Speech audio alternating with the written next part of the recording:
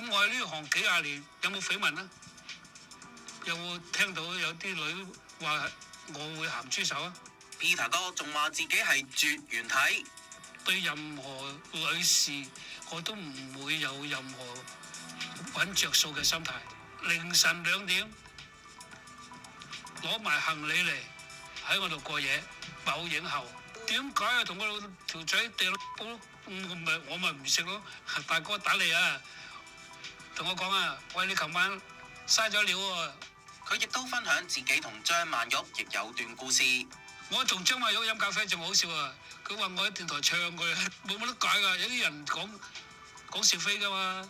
你個人咁賤，又話唱我乜乜乜。我第一次識佢嗰時，我話唔係喎，你誤會咗喎。Peter 哥仲大爆有一次，佢聽聞有已經離職嘅導演大罵初出道嘅佘詩曼，咪話佢唔帶劇本翻工啊？唔知咯，淨係帶。